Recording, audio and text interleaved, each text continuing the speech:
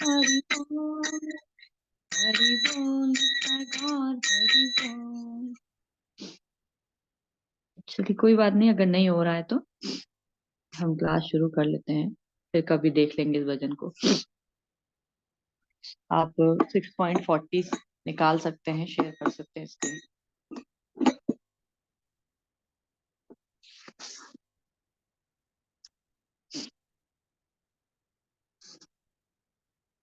हाँ, ये इंग्लिश में तो मुझे भी मिल गया था, नहीं तो वो मैं चाह रही थी कि हिंदी में हो, नहीं तो भक्तों को समझ में थोड़ा इंग्लिश में ये आएगा नहीं, थोड़ा अलग सा है ना।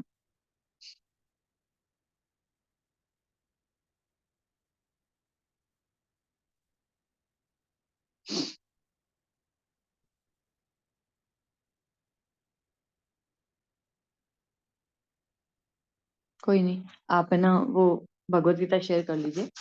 नेक्स्ट टाइम मैं पहले से कहीं से ढूंढ के रखूंगी, अगर मिल गया मुझे तो फिर हम इसको करेंगे।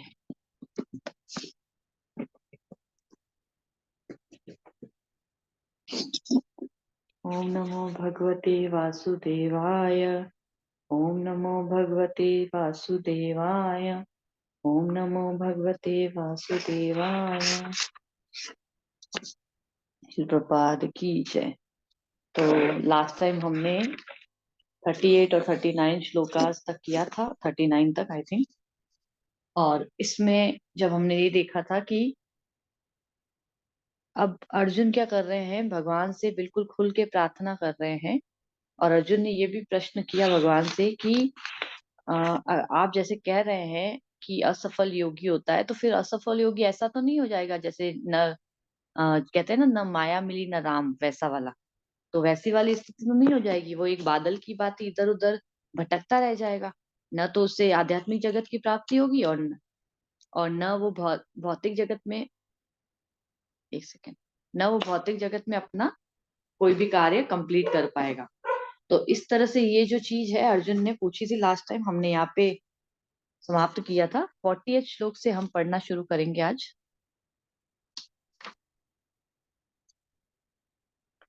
पार्थ नेवेह नामुत्र विनाश सत्यस्य विद्यते, न हि कल्याण कृत कश्चिन दुर्गतिम तात गच्छति।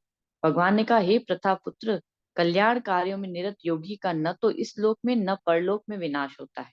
हे मित्र, भलाई करने वाला कभी बुराई से पराजित नहीं होता। तो हमने जो कहा कि पहले वाले श्लोक में ये कहा गया कि भगवान अर्जुन के संशय का जब निवारण कर सकते हैं, क्यों? क्योंकि वे ही सर्वज्ञ हैं, सर्वेश्वर हैं। सर्वज्ञ का मतलब जो सब कुछ जानते हैं, सब कुछ उनको पता है। और फिर सर्वेश्वर क्यों? क्योंकि फिर उसके ऊपर बोलने का अधिकार भी भगवान को है। पता तो होना, बहुत जनों को पता हो सकता है, लेकिन स्वामी भी वही है, इसीलिए वे अधिकार रखते हैं कि वो इस पे बोल सके कुछ। तो जैसा कि हमने कहा यहाँ पे कि कल्याण कार्यों में निरत योगी का न तो इस लोक में न परलोक में विनाश होता है। तो विनाश नहीं हो सकता, इसका मतलब दुर्गति नहीं हो सकती। जो भी नाम जप कर रहा है उसकी कभी दुर्गति नहीं हो सकती। जैसे कि एक पास टाइम आता है, आप लोगों को मैंने पहले भी बता रखा है, छोटा हरिदास। तो छोटा हरिदास जो थे, वे महाप्रभु के बहुत बहुत ही इंटीमेट कह सकते हैं ना, पार्षद थे। बहुत ही ज्यादा अच्छी रिलेशन थी महाप्रभु के साथ। और लेकिन एक बार ऐसा हुआ था कि महाप्रभु जहाँ पे भी जाते थे, तो वहां पे महाप्रभु को कुछ ऐसे मुखवास कहते हैं ना, हम लास्ट में लेते हैं, इस तरह की कोई चीज महाप्रभु मांगते थे प्रसाद के बाद। और एक सेकेंड, नहीं नहीं नहीं, ये सॉरी, मैंने दो को मिक्स कर दिया। छोटा हरिदास के केस में ये था कि छोटा हरिदास एक बार कहीं महाप्रभु प्रसाद के लिए जाना जा रहे थे, तो उसकी तैयारी छोटा हरिदास करते थे।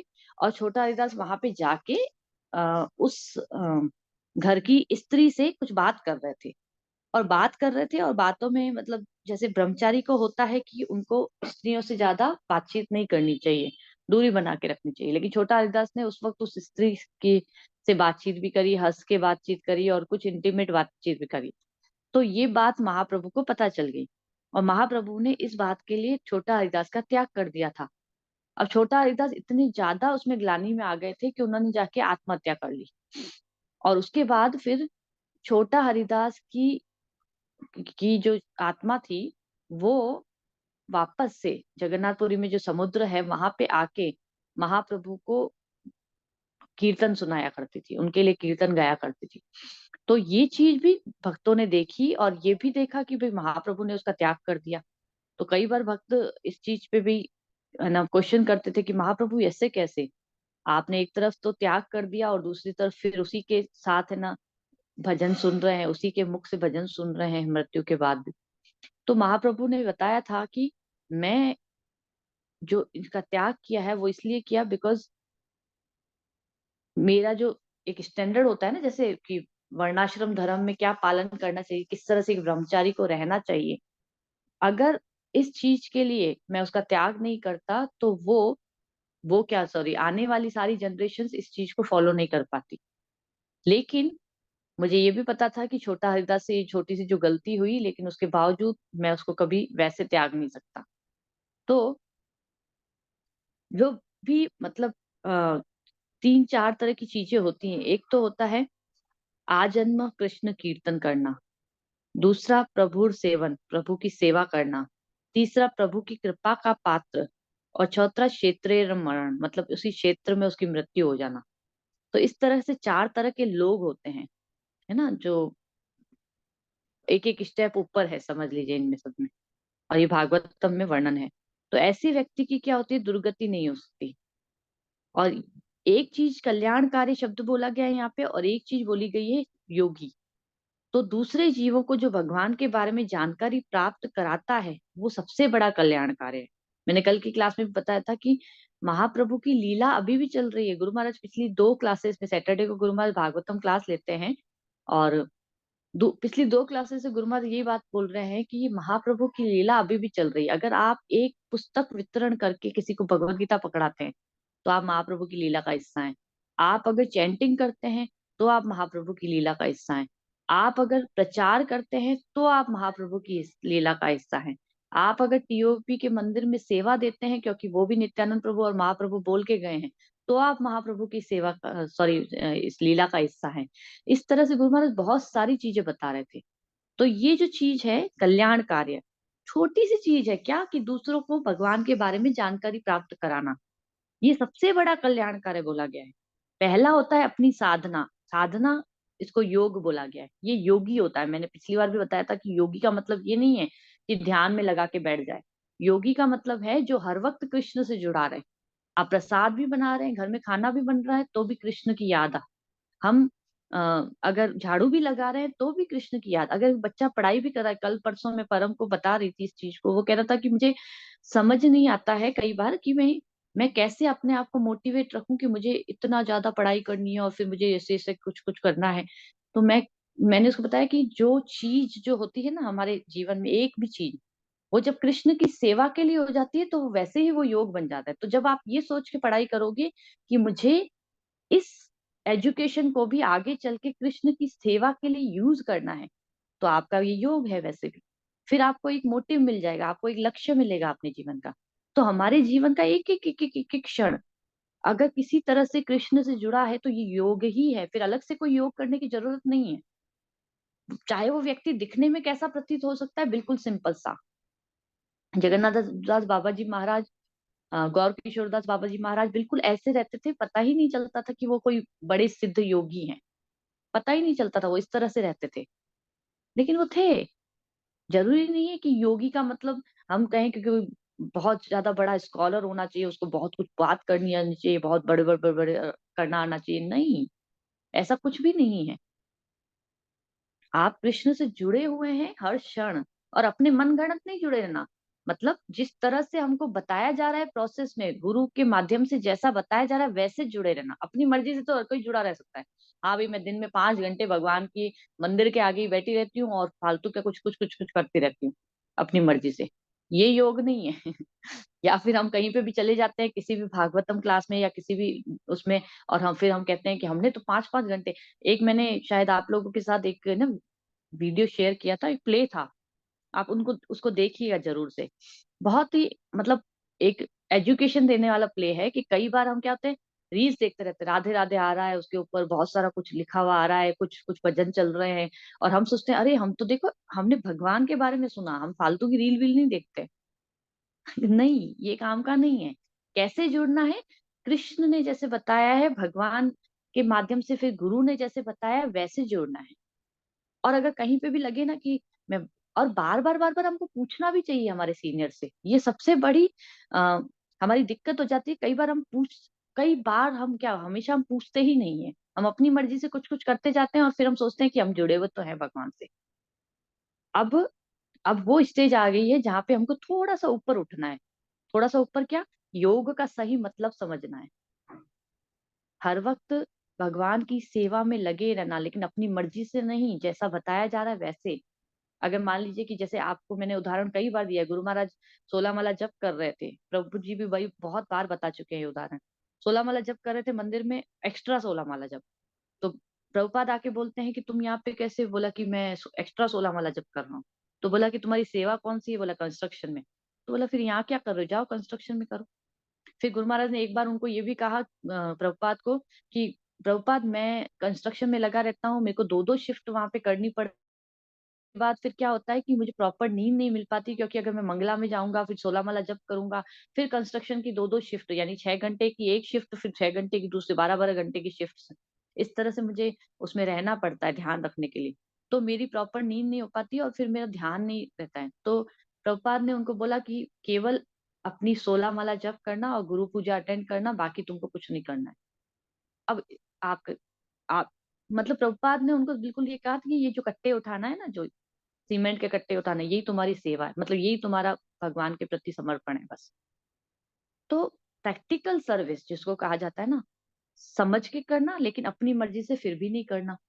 अब हमको चस्का लग गया कि नहीं नहीं, हमको मंदिर में झाड़ू लगाना बहुत अच्छा है। अरे तुमसे तुम्हारा गुरु झाड़ू लगाना नहीं चाहता है। जैसे अभी प्रभु जी अपने राधापति गोपीनाथ प्रभु जी, हम वृंदावन गए थे, तो वो हमारे साथ शेयर कर रहे थे कि एक बार मुझे चस्का लगा कि मैं डेटी वर्शिप जो है ना, मतलब डेटीज के जो हम वर्शिप करते हैं घर पे, उसको बहुत अच्छे से करूं। अच्छे से सुलाना भगवान को, फिर अच्छे से उठाना, फिर उसके बाद उनको भोग लगाना, या फिर ये सब डेटी वर्शिप में आता है, या फिर उनकी आरती करना, सब कुछ डेटी वर्शिप में आता है। अब हम प्रॉपर तरीके से तो सुबह को 4 बजे उठना चाहिए, डेटीज को उठाना चाहिए, पहले एक सुबह का भोग लगना चाहिए, उसके बाद हमको मंगला आरती करनी चाहिए, फिर उसके बाद हमको 16 माला जप करना चाहिए, फिर भगवान को 7 बजे पर्दा खोल के फिर से दर्शन के लिए तैयार करना चाहिए। फिर उसके बाद हमको, ये प्रॉपर तरीका बता रही हूँ इस्कॉन में जो दिया गया है। फिर उसके बाद 7:30 बजे हमारी गुरु आरती होती है, फिर आपने वापस से भोग लगाया भगवान को। ये सुबह सुबह का प्रॉपर तरीका है भगवान की विग्रह सेवा करने का। अब डेटी वर्षीय विग्रह सेवा में प्रभु जी ने फिर कहा कि फिर मुझे जब मैंने करना शुरू किया, और यही चीज सेम मेरे साथ भी हुई, कि जब करना शुरू किया तो बार बार मन में आ रहा था कि तू इसके लिए नहीं बना है मतलब तेरे को गुरु ने ये आज्ञा नहीं दी है। तो क्या आज्ञा दी है? प्रचार की आज्ञा दी है। उनका काम है अकाउंट, मतलब वो डोनेशन इकट्ठा करना, टीओपी की सेवा करना, वो सब प्रभु जी का मेन उनको इंस्ट्रक्शन दिए हुए हैं गुरु महाराज की तरफ से। तो उन्होंने ये हमसे शेयर करी थी बात, पर्सनल अपनी। तो मैं इसलिए ये चीज शेयर कर रही थी कि योग जो शब्द है ना, उसको हम जो गलत तरीके से ले लेते हैं ना, हर बार अपना मन गढ़ंत करते रहते हैं, और फिर हम सोचते हैं कि अरे अरे हम भी जुड़े हुए हैं भगवान से। अरे माता जी हम माला नहीं कर पा रहे हैं, लेकिन आप देखिए मैं भागवतम में चली जाती हूँ, मैं विग्रह सेवा करती हूँ, मैं सुबह। ये नहीं, जैसा बताया जा रहा है वैसा कीजिए। आपके लिए पर्टिकुलरली एक इंस्ट्रक्शन आपके काउंसलर की तरफ से आ जाएगा, जब आप अगर उनसे इंस्ट्रक्शन लोगे तो, और उसको फिर प्रभुपाद का या अपने गुरु का इंस्ट्रक्शन समझ के स्वीकार कर लेना चाहिए, और फिर उस पे काम करना चाहिए अपनी मर्जी से। हम चाहे कुछ भी करते रहें, चाहे 1 घंटा भागवतम सुने, चाहे कुछ भी करें, कुछ भी करें, गलत, वो गड़बड़ है मामला। जब तक कि हम इस सिचुएशन पे नहीं आ जाते कि हम अपने डिसीजन खुद ले सकें, क्योंकि हम उस सिचुएशन पे आ जाते हैं एक समय आने पर।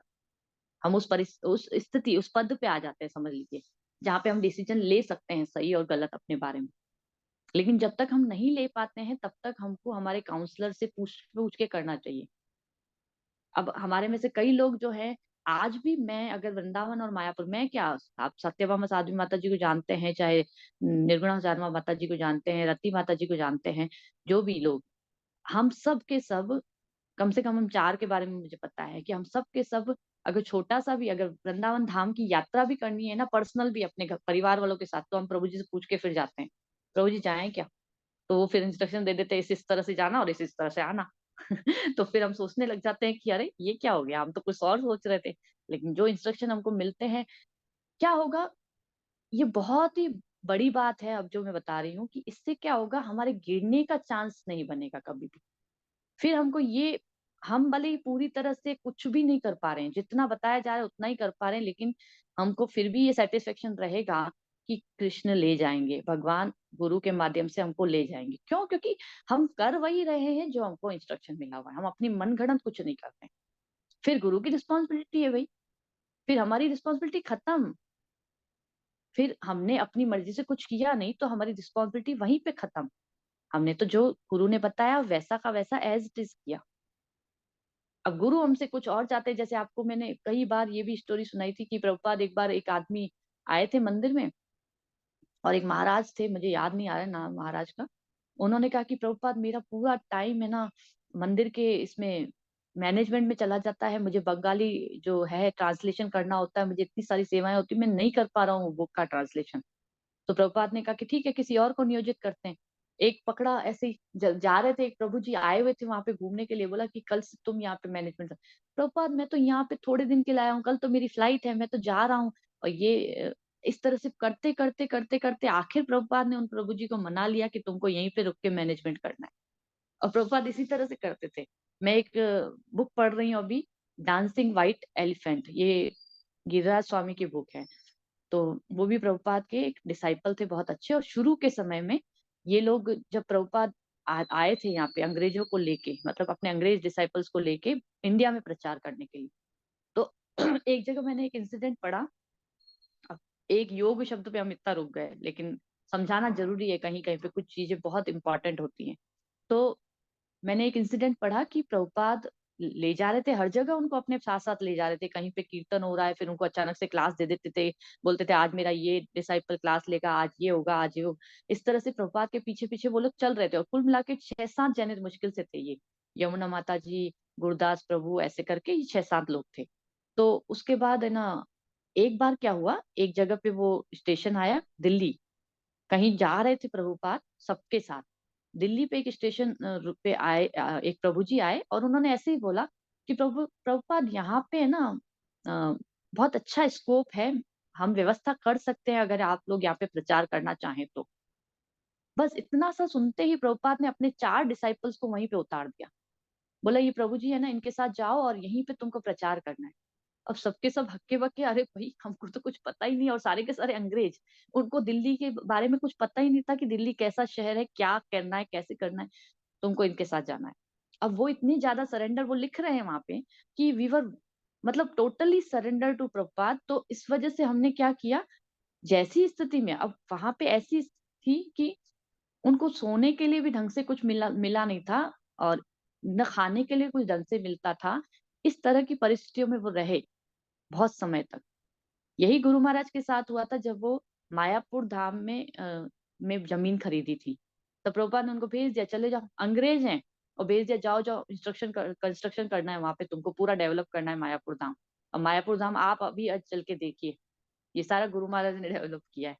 तो वो एक इंस्ट्रक्शन कि भाई डेवलप करना है, उसके बाद गए वहां पे, लैंग्वेज सीखी बंगाली, उसके बाद वहां पे वेजिटेबल्स उगाई, कितना कितना कुछ। आप आचार्य के बारे में जब पढ़ेंगे ना, तो किस तरह से सरेंडर, हम इतना नहीं कर पाते, लेकिन हमको कम से कम अपनी लाइफ नॉर्मल जो हम जी रहे हैं उसमें तो समझदारी से काम लेना चाहिए, कि हम ऐसे ही इधर उधर न करते हुए कुछ भी, और न सोचें कि हम भक्ति कर रहे हैं।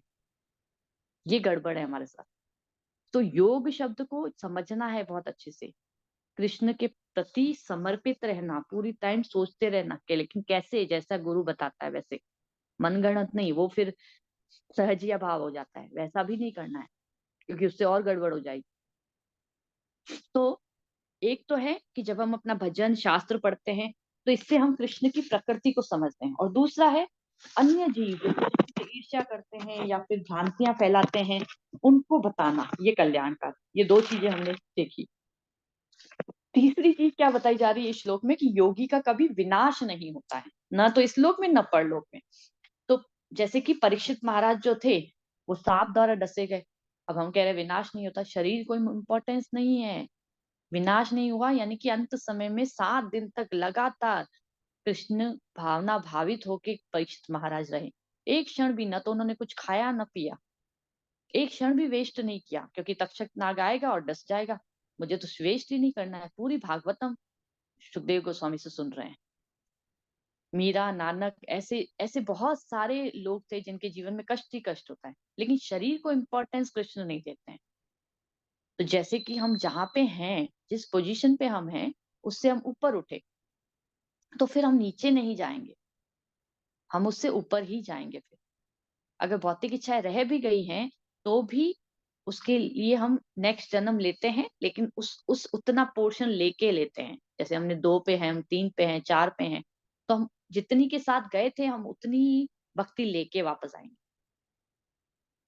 तो इस तरह से बताया जाता है कि अपने आप को क्या वर्तमान चेतना के स्तर पर रहते हुए देहात्म बुद्धि में फंसे हुए हैं हम, फिर भी हम कृष्ण की वाणी को समझने का प्रयास करते हैं।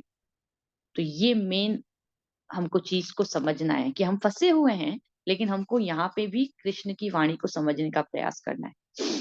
ठीक है। और जैसे कि एक और उदाहरण आता है रेल के इंजन का, कि रेल के इंजन में क्या होता है कि कोयला डालते जाते हैं और ईंधन फिर खत्म नहीं होता है।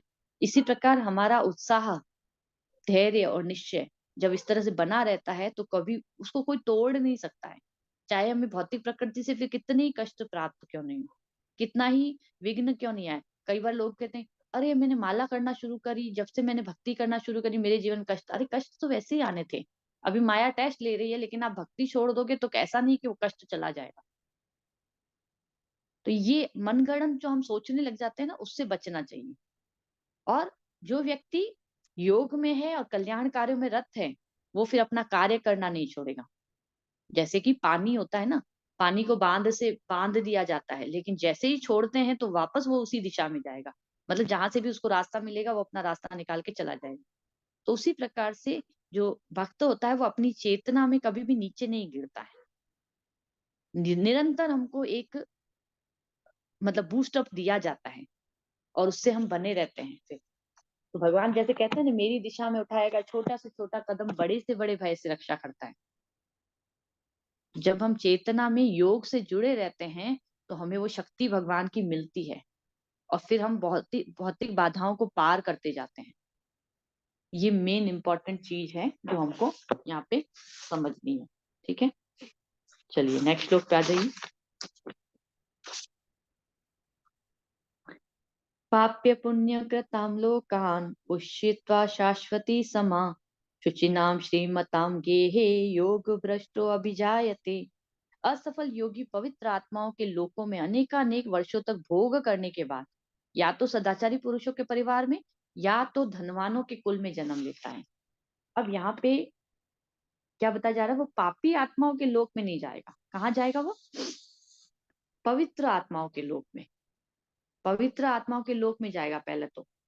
मतलब चेतना को ऊपर उठाने का मेन प्रोसेस अभी हम समझ रहे थे। तो ये व्यवस्था किसके लिए होती है? चेतना को ऊपर उठाना। चातुर्वर्ण्य मया सृष्टम हम कहते हैं, चार ये जो होते हैं ब्राह्मण, क्षत्रिय, वैश्य, शूद्र, ब्रह्मचर्य, गृहस्थ और वानप्रस्थ और संन्यास। इसमें जो है हम वर्णाश्रम को जब समझते हैं जितनी गहराई से, उतना ही हम आगे बढ़ पाते हैं। तो जीवों ने इच्छा करी, फिर उनको उसके अनुसार वो चीज दे दी जाती है और फिर साथ ही साथ व्यवस्था दे रखी होती है भगवान की कि मैंने इसके थ्रू आपको आगे बढ़ने की भी व्यवस्था दे रखी है, तो आप आगे बढ़िए। फिर उनके सहायता से हमको कभी कभी हमको परिवार ऐसा मिलता है, कभी हमको गुरु मिलता है, कभी हमको ऐसे संगी मिलते हैं जिनकी सहायता से हम आगे ऊपर की ओर उठते हैं। और फिर इसकी दुर्गति नहीं होती है। क्यों? क्योंकि वो व्यक्ति फिर नीचे नहीं आएगा, किसी भी तरह से दुर्गति नहीं होती है, भौतिक और आध्यात्मिक। मान लीजिए कि किसी की थोड़ा भक्ति किया और फिर छूट गया, तो भौतिक इच्छा थी, तो भगवान फिर कहते हैं कि वे भौतिक इच्छा है ना तुम्हारी, तो फिर यहाँ पे ऐसी ऐसी बेकार जगहों पे क्यों भौतिक इच्छा पूरी करनी, आओ मैं तुमको पुण्य लोकों में जाके पूरी करो। तो पुण्य लोकों में फिर भगवान भेजते हैं, है ना। जैसे कि मान लीजिए एक राजा है, वो किसी व्यक्ति को पसंद किया करता है, और उस व्यक्ति ने उसकी सेवा करी थी, तो राजा कहता है कि चलो चलो तुम मेरे साथ आके रहो। अब वो व्यक्ति मुझे कहता है नहीं नहीं नहीं, मैं आपके साथ नहीं, आपके यहाँ पे तो बहुत ज्यादा नियम कानून है, मुझे कुछ एंजॉय वेंजॉय करना है, पार्टी वगैरह करनी है। राजा बोल रहे हैं मेरे महल में आ जाओ, नहीं आना चाहता है। तो राजा कहेगा अच्छा ठीक है, पार्टी करनी है तो फिर लो क्लास लोगों के साथ क्यों पार्टी करनी। तो यहाँ पे इस संसार में तो एक्चुअल में ये जो भी पार्टीज, जिस सो कॉल्ड पार्टीज हम कहते हैं, जो अभी न्यू ईयर पे भी होगी बहुत जगहों पे, तो वैसी पार्टीज तो ये लो क्लास ही एक्चुअली। तो भगवान क्या कहते हैं कि पुण्य लोकों में जाओ ना। कहाँ पे जाओ, तपलोक, महलोक, जनलोक, स्वर्गलोक, ब्रह्मलोक, यहाँ पे जाओ, यहाँ पे जाके पार्टियां करो। यहाँ पे भौतिक सुख इसकी कंपैरिजन में बहुत ज्यादा है, बहुत ज्यादा है, और क्वालिटी भी है। वहां पे गाड़ियां पेट्रोल से नहीं चलती, मन से चलती हैं। हर चीज शुद्ध होती है, बस आपने विचार किया और आपके सामने वो चीज प्रकट होती है। तो जाओ और एंजॉय करो। और फिर असफल योगी क्या करता है, पवित्र आत्माओं के लोकों में अनेकानेक वर्षों तक भोग करने के बाद फिर कहाँ आता है, फिर भगवान कहेंगे अब तू मेरे पास आ जा। मतलब वापस संसार में सड़ने के लिए डाल दोगे भगवान को। वो कहते हैं नहीं, संसार में सड़ने के लिए नहीं डालेंगे। फिर कहाँ डालेंगे, या तो सदाचारी परिवार में, या फिर धनवानों के कुल में। क्योंकि धनवान के कुल में अगर कोई जन्म लेता है, एक धनवान के कुल में हमने देखे हैं बिगड़े हुए बच्चे, वो फिर योगी नहीं होते हैं एक्चुअली। ठीक है ना, उनके पुण्य कुछ ऐसे होते हैं कि उनको धनवान के, एक धनवान के कुल में योगी भी जन्म लेता है।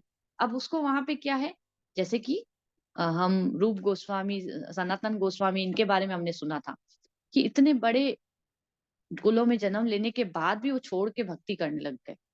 तो ये क्यों हुआ, क्योंकि वो धनवान होने के बाद टेंशन नहीं रहता है कि अभी आपको रोज सुबह को उठ के शाम तक लाना ही है, नहीं तो फिर कल का खाना कैसे मिलेगा, या रोज एक जॉब करनी ही है जिसमें कल रोज सैलरी आनी है 1 महीने के बाद। ये उनके लिए नहीं कंपलसरी है। धनवान है, इतना पैसा है कि मतलब अपने अकॉर्डिंग अपनी भक्ति कर सकता है और साथ साथ में ये भी कर सकता है। तो हमने ये सनातन गोस्वामी और रूप गोस्वामी के केस में सुना था पूरा, कि वो लोग क्या करते थे कि उनके पास बहुत पैसा था और इसके साथ साथ वो अपने शास्त्र पढ़ते थे, लिखते थे, बहुत कुछ करते थे साथ साथ में।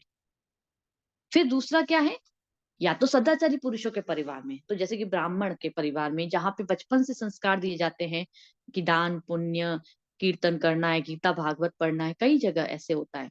प्रॉपर तरीके से हो सकता है वो उस कृष्ण भक्ति में ना हो, लेकिन फिर भी सदाचारी पुरुष के परिवार में, जहाँ पे उसको बाउंड नहीं किया जाता है कि तेरे को मांस मच्छी खाना ही पड़ेगा, जैसे, है ना, बहुत सारी चीजें होती हैं, अपना आप ही होता है वैसा कुछ।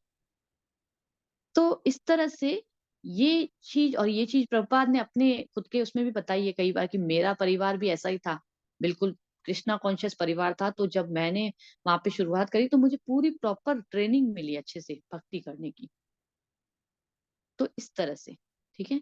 तो लेकिन फिर भी डर लगता है कि भटक गए तो पता चला कि हम नहीं आ पाए। तो इसलिए बार बार समझाया जाता है कि कर लो जितना करना है अभी। मतलब हमारा पूरा 100% ये होना चाहिए एफर्ट कि हम इसी जन्म में निकल जाएं। फिर भी भटक गए, मान लो कि अगर हमने करने की कोशिश करी लेकिन हमारी मृत्यु हो गई, अभी हम कर तो रहे हैं लेकिन पूरा नहीं हो पाया और मृत्यु हो गई, तो फिर तो आगे रखा हुआ ही है। तो ये जो पहली चीज है जो 6.41 में बताई जा रही है। अब इसके बाद फिर से नेक्स्ट श्लोक में क्या बताया जा रहा है, पढ़ते हैं हम। नेक्स्ट श्लोक निकालिए।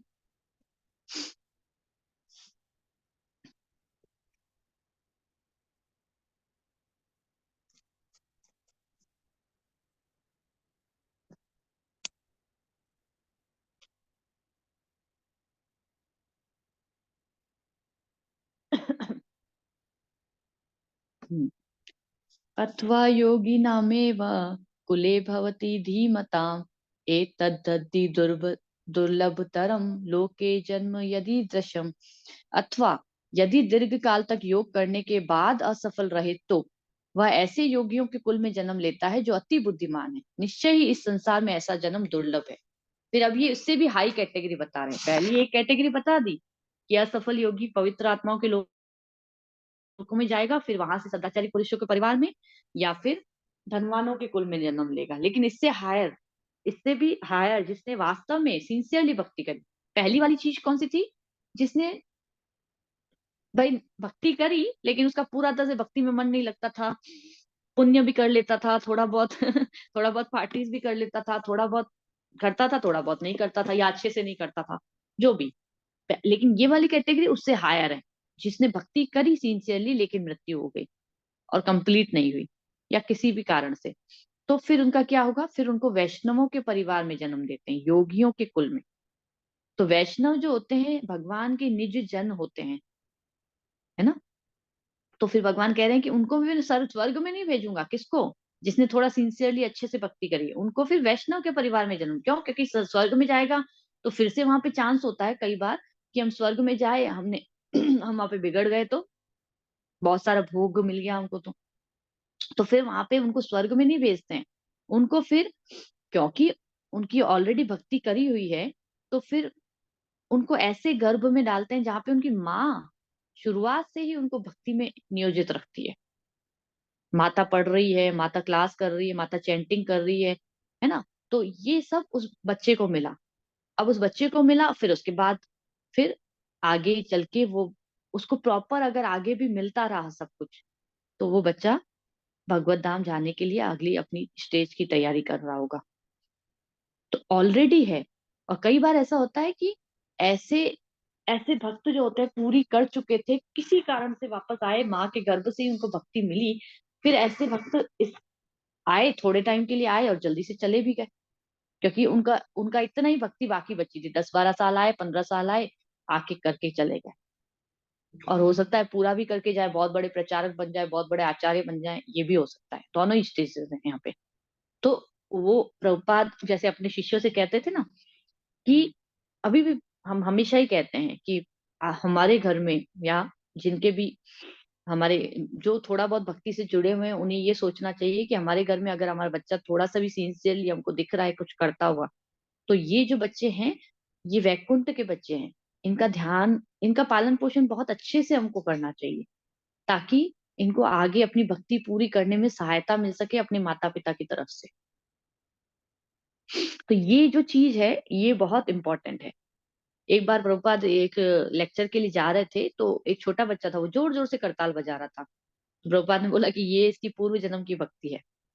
तो अगर हम वैष्णव बनते हैं तो हमारे घर में भी ऐसे ही बच्चे जन्म लेंगे, जो पूर्व जन्म में भक्ति करके आए हैं, फिर वो आत्माएं हमारे घर में भेजी गई। वैसे तो फिर, और अगर नॉर्मल हम लोग हैं, हम खुद पूरी तरह से माता है जो भोग में लगी हुई है, टीवी देख रही है, आराम से बैठ के कुछ भी पार्टीज कर रही है, और फिर उसका बच्चा जो जन्म लेगा तो वो कैसा होगा हम सोच सकते हैं। फिर वो पूरी तरह से भोग में लिप्त बच्चा, क्योंकि वो आत्माएं उस जगह पे भेजी जाती हैं जहाँ पे उनको सुविधा प्रदान हो। और अगर जो आत्मा जो मांगती है उसको, फिर उसके हिसाब से, अभी माता ऐसी है तो उसको उसी जगह पे भेजा जाएगा, ताकि जहाँ भी तेरे को भी पार्टीज करनी है आगे जाके। तो ये भगवान का ये कॉम्बिनेशन जो भगवान बनाते हैं हर जगह बहुत सोच समझ के बनाया होगा।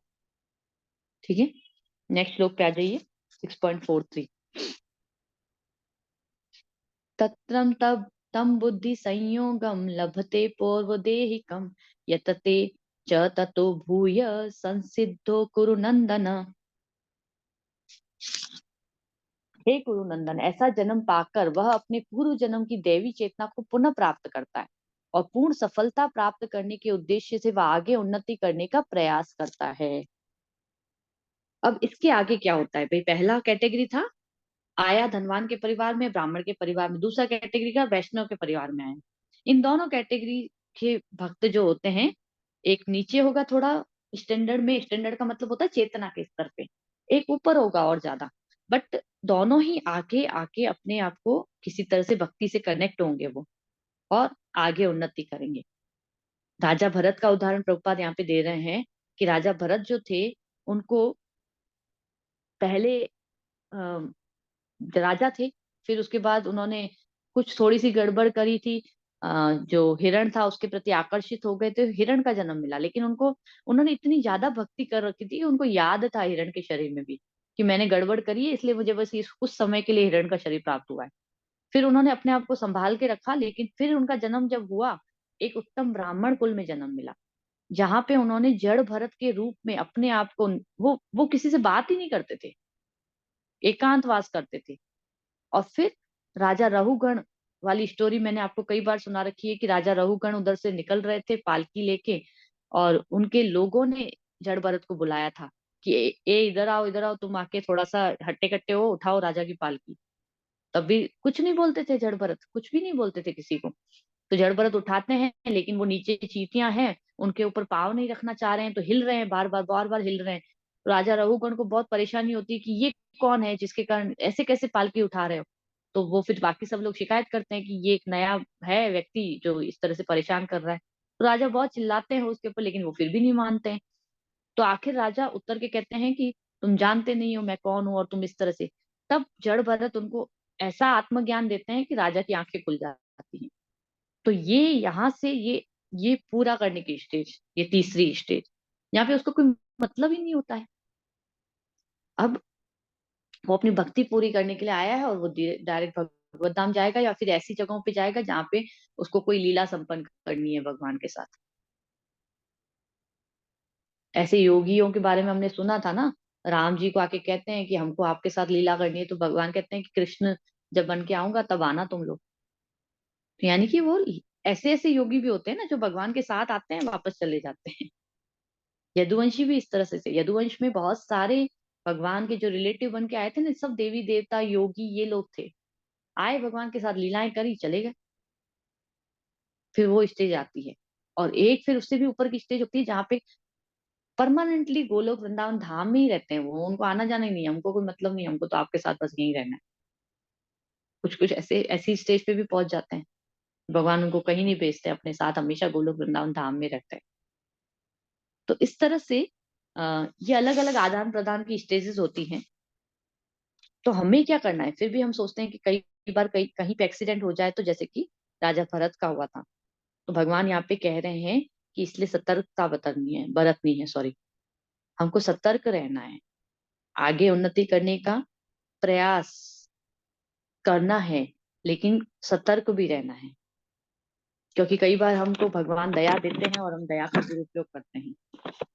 तो इसलिए हमें बहुत ध्यान से, जैसे कल मैंने जयदेव गोस्वामी की स्टोरी सुनाई थी, तो वो जयदेव गोस्वामी की स्टोरी में पद्मावती है, उनकी पत्नी, वो ब्रह्मचारी गृहस्थ की तरह रहते हैं।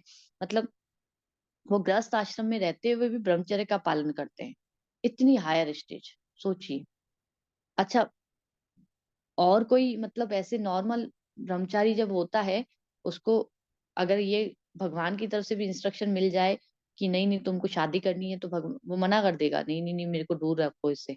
लेकिन जयदेव गोस्वामी रिस्क ले रहे हैं क्योंकि भगवान ने इंस्ट्रक्शन दिया है। अर्जुन को भी तो यही बोला गया कि मैं जो बोल रहा हूँ वो कर, मेन तो वही चीज है इंपॉर्टेंट। अभी मैं जो उदाहरण दे रही थी ना, करना किसके इंस्ट्रक्शन में है, कृष्ण जो चाहते हैं गुरु के माध्यम से हमको वही करना है जो जो वो बोल रहे हैं, फिर हम पार हो जाएंगे। तो जयदेव गोस्वामी ने एक्सेप्ट किया पद्मावती को, लेकिन साथ में ये शर्त रखी कि हम ब्रह्मचर्य का पालन करेंगे, तुम अपनी साधना पूरी करना, मैं अपना भजन पूरा करूंगा, और हम दोनों निकलेंगे यहाँ से।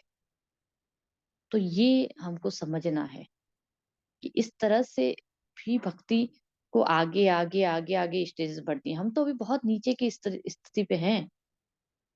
इसीलिए हमको बार बार अपने आप को भक्तों के संग में जोड़ना चाहिए। उससे ऑब्जर्वेशन आती है, गड़बड़ नहीं करनी है अपने साथ, ताकि हमारी नीचे की योनि, कम से कम नीचे की जगह नहीं जाए हम। जहां से उठे हैं, एक पे हैं, दो पे हैं, तीन पे हैं, वहां से ऊपर की तरफ ही जाए। लेकिन अगर हम भक्तों का संग छोड़ देते हैं बार बार, तो फिर उससे क्या होगा, नीचे की तरफ कॉन्शियसनेस चली जाती है। फिर से उठने में टाइम लग जाता है, वो 6 महीने फिर खराब होंगे। फिर वो 6 महीने तक पहले गए थे एक से दो पे, अब दो से वापस एक पे पहुंच गए आप लोग, फिर आपको एक से दो पर लाने के लिए फिर 6 महीने चलेंगे।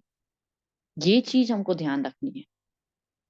ठीक है, नेक्स्ट श्लोक पे आते हैं 6.44।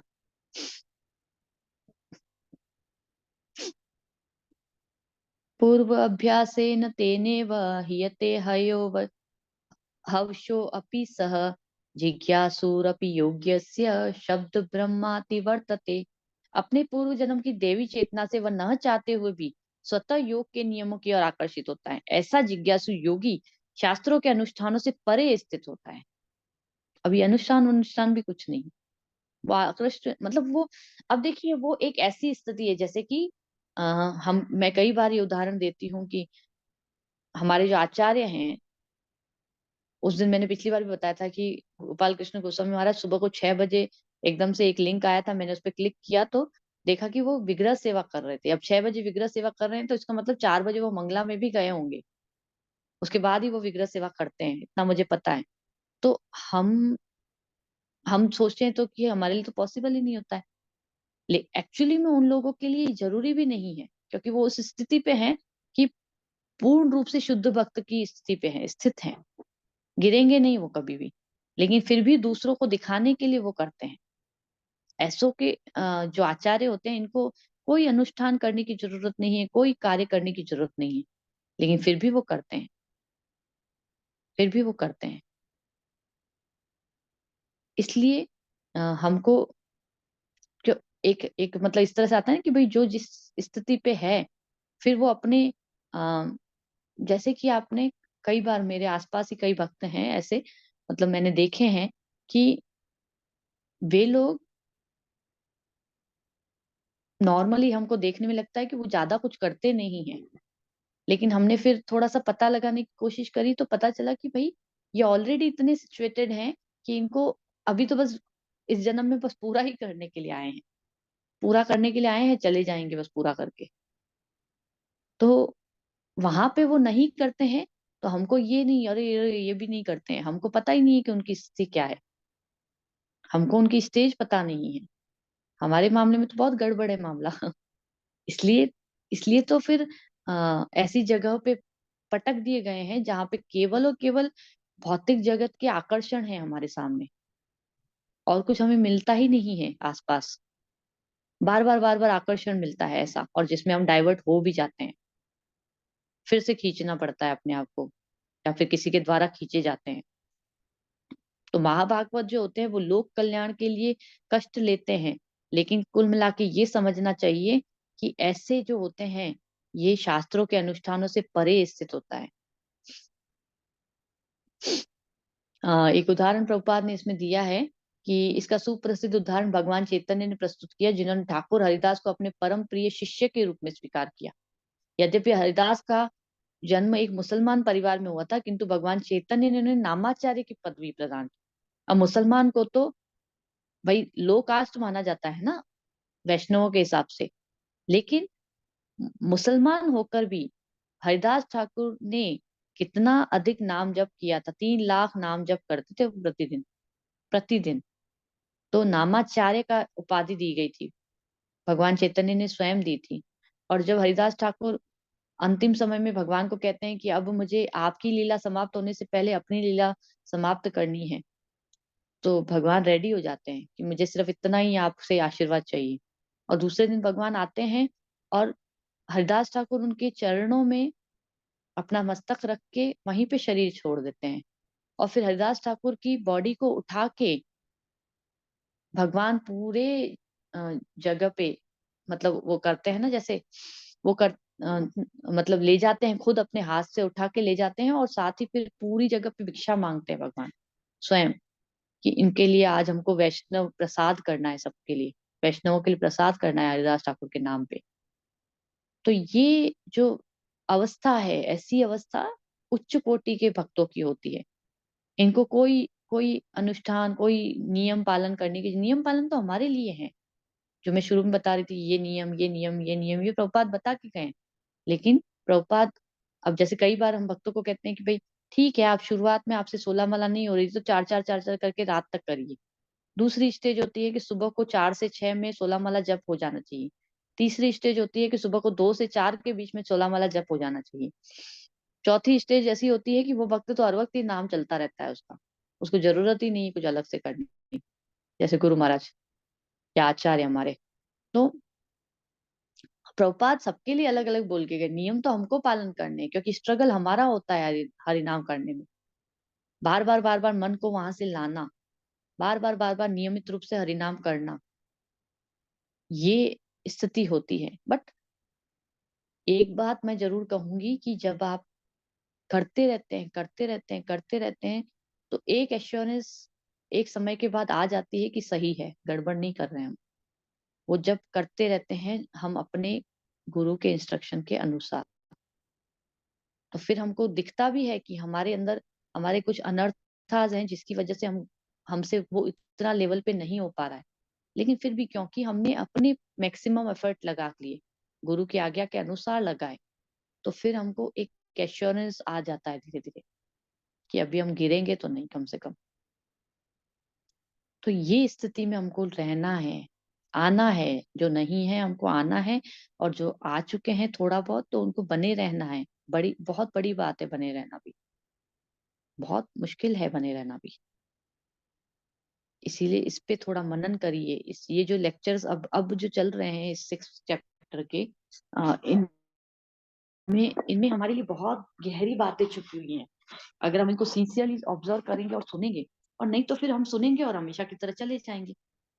हमें आगे बढ़ना है कि नहीं बढ़ना है, पहला प्रश्न हमारा हमारे साथ ये होना चाहिए। या फिर हमको अपनी मन गढ़ंत भक्ति करते हुए निकल जाना है इस जीवन से, ये पहला प्रश्न हमारा होना चाहिए। फिर दूसरा प्रश्न ये होना चाहिए कि अगर अच्छा बढ़ना है तो फिर कैसे बढ़ना है, इसके लिए गाइडेंस लेनी पड़ेगी। और फिर उसको अपने मैक्सिमम लेवल पे अपने एफर्ट में प्रयास करना है कि ऐसे ऐसे ऐसे ऐसे हम करते रहेंगे। गिरेंगे लेकिन उठेंगे भी वापस से, फिर गिरेंगे फिर से उठेंगे। छोटा बच्चा अगर ये सोच के गिरना मतलब चलना ही छोड़ दे कि अरे गिर जाऊंगा अब दोबारा नहीं उठना है, या फिर गाड़ी चलाना सीखते हैं जब हम कहेंगे नहीं नहीं नहीं भाई हमारे बच्चे गिरेंगे भाई उनको लग जाएगी, तो हम उनको गाड़ी चलाना भी नहीं सिखाएंगे कभी, तो वो आगे कैसे बढ़ेंगे। हर चीज में गिरना उठना तो होता ही है, तो भक्ति में भी होता है। गिरते हैं उठते हैं गिरते हैं उठते हैं, लेकिन करना तो पड़ेगा जो जरूरी है हमारे लिए। तो इस चीज को ध्यान में रखना है। ठीक है, नेक्स्ट श्लोक पे आ जाइए।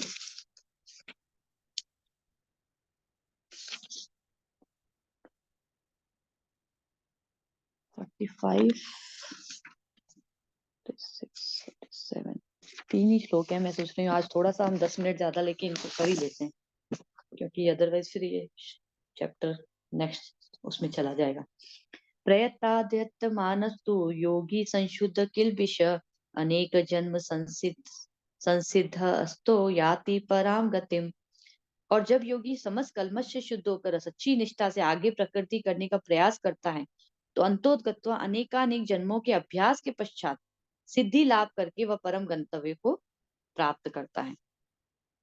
तो अभी क्या हुआ था, सदाचारी में गया या धनवान में गया या पवित्र कुल में जन्म लिया, अनुकूल परिस्थिति में आया, और फिर जो अधूरा कार्य करने के लिए आया था उसको पूरा कर लिया, है ना।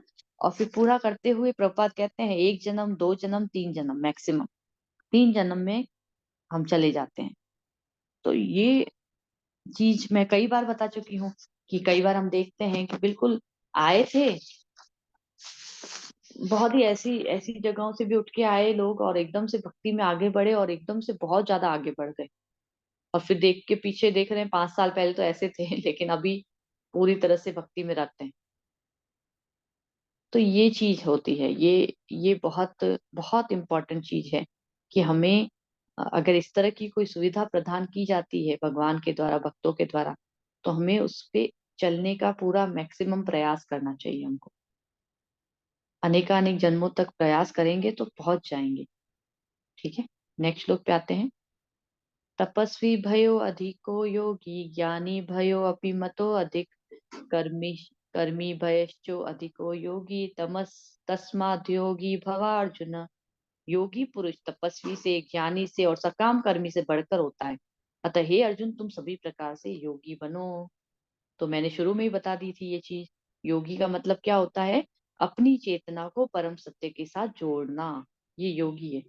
तो जब योग पद्धति सकाम कर्म से संबंधित होती है तो कर्म योग कहलाती है, ये चीज हम कई बार डिस्कस कर चुके हैं। जब चिंतन से संबंधित होती है तो ज्ञान योग कहलाती है, और जब भगवान की भक्ति से संबंधित होती है तो भक्ति योग कहलाती है। तो भगवान ने यहाँ पे क्या कहा है, भक्ति योग इसकी श्रेष्ठता सबसे ज्यादा है, इससे बढ़कर कुछ भी नहीं है एक्चुअली। तो आत्मज्ञान जो होता है उसके बिना तपस्या हमारी कोई भी हम करें, चाहे सकाम तपस्वी बन जाए चाहे ज्ञानी बन जाए सकाम कर्मी, लेकिन भक्ति योगी सर्वोच्च होता है। तो उसके बिना नीचे की स्टेजेस से हम धीरे धीरे योगा लेडर के थ्रू हम ऊपर पहुंचते हैं, जो मैंने योगा लेडर शुरू में बताई थी आपको। लेकिन पहुंचना हमको लास्ट में भक्ति योग पे ही पड़ता है, इसलिए हमको उसमें जोड़ने का प्रयास करना चाहिए। ठीक है, सबसे लास्ट श्लोक बहुत इंपॉर्टेंट है। आ जाइए उस पे। योगिनापि सर्वेषां मद्गतेनान्तरात्मना श्रद्धावान भजन्ते यो माम स मे युक्त तमो मतः। और समस्त योगियों में से जो योगी अत्यंत श्रद्धा पूर्वक मेरे परायण हैं अपने अंतःकरण में, बहुत इंपॉर्टेंट है इसकी लाइनें, बहुत ध्यान से पढ़िएगा। क्या क्या है? एक तो श्रद्धा पूर्वक मेरे परायण है, मेरे सरेंडर है मतलब। फिर अंतःकरण में मेरे विषय में सोचता है और मेरी दिव्य प्रेमा भक्ति करता है। वह योग में मुझसे परम अंतरंग रूप में युक्त रहता है, युक्त मतलब जुड़ा रहता है, और सबों में सर्वोच्च है। यही मेरा मत है। अगेन मेरा मत बता रहे हैं भगवान, पहले भी हमको बताया था बीच में, यहाँ पे फिर से बता रहे हैं ये मेरा मत है। क्या? कि मेरी सेवा में लगा है। तो प्रभुपाद का ये इसके में है ना, बहुत लंबा तात्पर्य है प्रभुपाद का, लेकिन कुछ कुछ चीजें पढ़ के सुनाती हूँ आपको। भजते शब्द का मतलब क्या है? सेवा करना। तो अंग्रेजी शब्द वर्शिप से यह भाव व्यक्त नहीं होता, क्योंकि इससे पूजा करना, सम्मान दिखाना और योग्य का सम्मान करना सूचित होता है। लेकिन प्रेम तथा श्रद्धा पूर्वक सेवा वो भगवान के निमित्त है। किसी सम्मानीय व्यक्ति या देवता की पूजा न करने वाले को अशिष्ट कहा जा सकता है, लेकिन भगवान की सेवा न करने वाले की तो पूरी तरह भर्त्सना की जाती है। तो प्रत्येक जीव भगवान का अंश स्वरूप है, इसलिए प्रत्येक जीव को अपने स्वभाव के अनुसार भगवान की सेवा करनी चाहिए, स्वभाव के अनुसार सेवा करनी चाहिए। तो हमको इसीलिए बार बार बता रही हूँ तो मैं शुरू से, कि हमारे जो हमारे गुरु होता है, हमारे आचार्य होते हैं, उनके द्वारा हमको जो इंस्ट्रक्शन दिया जाता है, हमारे सीनियर्स के द्वारा, हमको उस तरह से, भगवान की अपनी मर्जी से नहीं, मुझे तो ये चीज अच्छी लगती है, नहीं, वो आप फिर उसमें गड़बड़ कर रहे हो। जैसे कि कई बार चैंटिंग के ऊपर बहुत ज्यादा बल दिया जाता है, बताया जाता है। आज ही मैं एक क्लास सुन रही थी, उसमें वो प्रभु जी बता रहे थे कि भक्त लोग क्या करते हैं, बहुत सेवा करते रहेंगे, चलो भाई ये सेवा हम कर रहे हैं, कुकिंग की सेवा कर रहे हैं, चलो आज है ना पूरा पूरा दिन हमने बुक डिस्ट्रीब्यूशन कर लिया। लेकिन जब चैंटिंग की बात आती है तो उनसे चैंटिंग होती नहीं है। बड़े बड़े लेवल पे हम 10 साल से हैं, 15 साल से हैं, हमसे चैंटिंग नहीं हो रही है, नाम जप नहीं हो रहा है। तो नाम जप नहीं हो रहा है तो फिर वापस उसमें वो जो अंदर में जाना चाहिए वो चीज एक्चुअल में बाहर बाहर से ही भक्ति दिख रही होती है। अगर बहुत ज्यादा इंपॉर्टेंट है, जैसे कि इंस्ट्रक्शन मिले गुरु महाराज को कंस्ट्रक्शन में ही रहना है, वो एक इम्पोर्टेंट बात थी, तो वहां पे उन्होंने अपनी 16 माला करी और उसके बाद कंस्ट्रक्शन में सारा दिन। लेकिन 16 माला फिर वैसी होती है। तो फिर हमको इस चीज को समझना है कि भगवान क्या कह रहे हैं, मेरे सरेंडर रहना है, फिर मेरे विषय में सोचना है, और फिर मेरी दिव्य प्रेमा भक्ति करता है। ऐसा जो होता है व्यक्ति, वो सबों में सर्वोच्च है। योग का वास्तविक अर्थ जो है वो भक्ति योग है। अन्य सारे योग जो होते हैं वो उसकी दिशा की ओर ले जाते हैं, लेकिन ये बहुत लंबा रास्ता है। कर्म योग, पहले हम कर्म योग में जुड़ेंगे, कर्म कांड करेंगे, कर्म योग, ध्यान योग, ज्ञान योग, तब जाके अष्टांग योग, और उसके बाद भक्ति योग। लेकिन अगर हम डायरेक्ट इस रास्ते से जाते हैं तो फिर हम भक्ति योग पे पहुंच सकते हैं डायरेक्ट एलिवेटर से। लेकिन उसके लिए हमको बाकी सब में डिफरेंस पता होना चाहिए, प्रभुपाद बोल रहे हैं। अतः जो योगी प्रगतिशील होता है वह शाश्वत कल्याण के सही मार्ग पर रहता है। ठीक है ना? जो किसी एक बिंदु पर दृढ़ रहता है और आगे प्रगति नहीं करता, वह कर्म योगी, ज्ञान योगी, ध्यान योगी, राज योगी, हठ योगी आदि नामों से पुकारा जाता है।